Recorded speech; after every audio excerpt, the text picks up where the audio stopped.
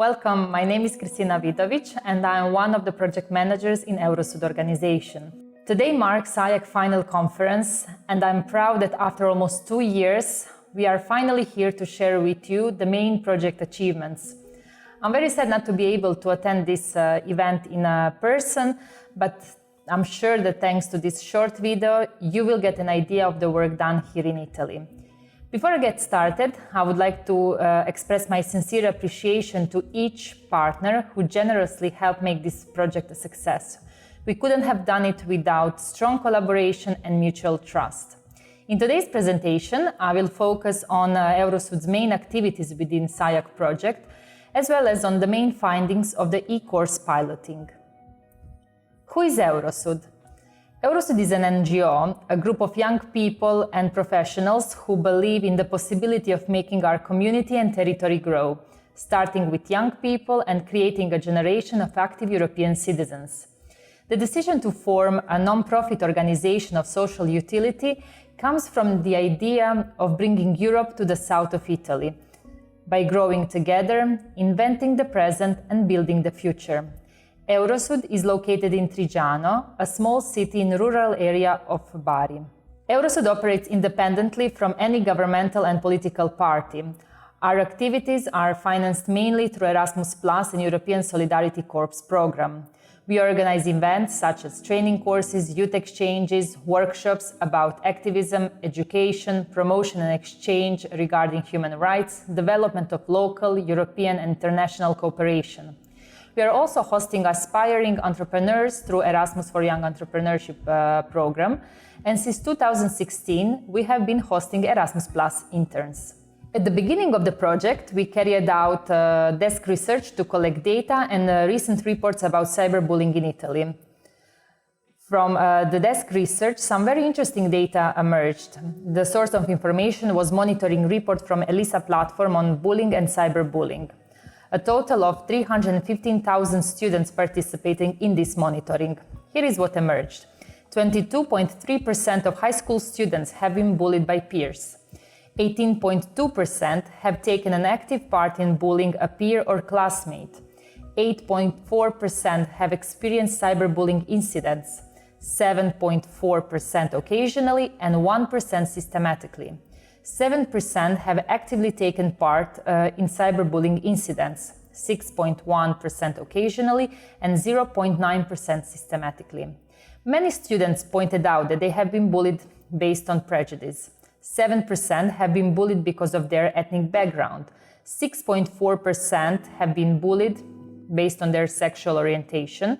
5.4% reported to have been bullied because of their own disability. 2021 was the year in which Italy fell to 35th place in the ranking of European countries for policies to protect human rights and equality of LGBTIQ+ people.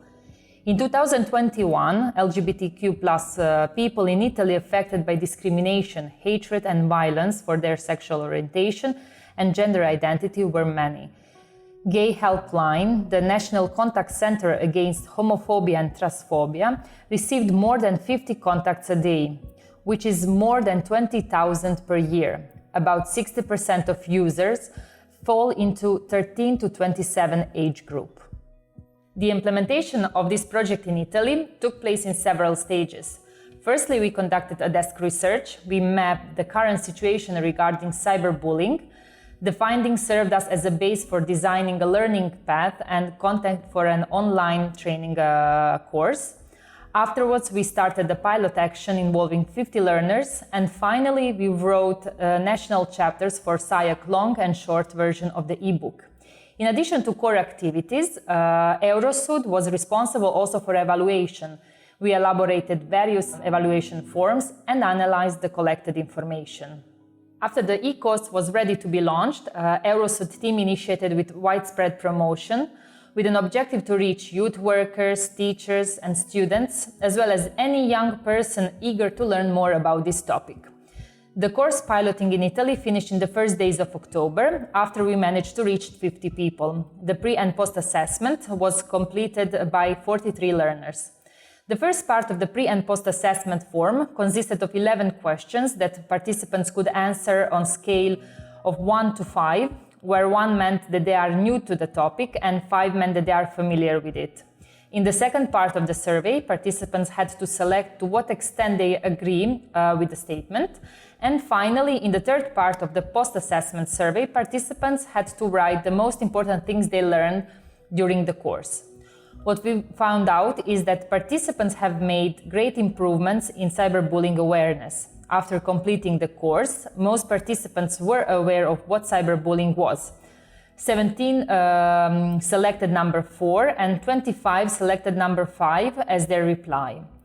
According to the responses of participants in the pre-assessment survey, it can be noted that the phenomenon of cyberbullying towards LGBTQ+ youth was not entirely clear. However, after completing the course, participants improved their knowledge on this topic. It can be said that the values of restorative justice were not a very well-known topic for Italian participants. Most of them were not familiar with the topic before the course, but the e-course helped them to understand it more clearly. Restorative justice practices were an emerging topic for the participants. Prior to the e-course, learners did not have enough knowledge on this matter.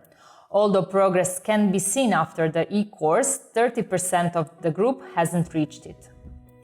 The potential of restorative justice to help LGBTQ+ communities heal from cyberbullying was a completely new topic for half of the group. However, 11 learners were familiar with this topic prior to the e-course. After completing the course, the entire group agrees to a great extent that restorative justice can help LGBTQ+ communities to heal from cyberbullying. Prior to the e-course, the majority was not feeling comfortable with explaining cyberbullying prevention. However, based on the post-survey data, participants are now feeling more comfortable explaining it.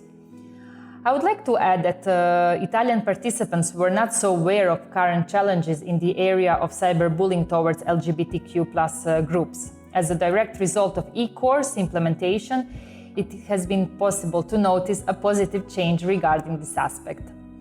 Thanks to the e-course, participants are now ready and aware of how to support a victim, as Graph confirms. Initially, participants did not feel ready to provide culturally appropriate and tailored support to LGBTQ+ groups from cyberbullying prior to the e-course. But thanks to the course, they are feeling ready and they know how to provide this type of support. If this short presentation piqued your interest in the topic, on this slide you can find some links to learn more.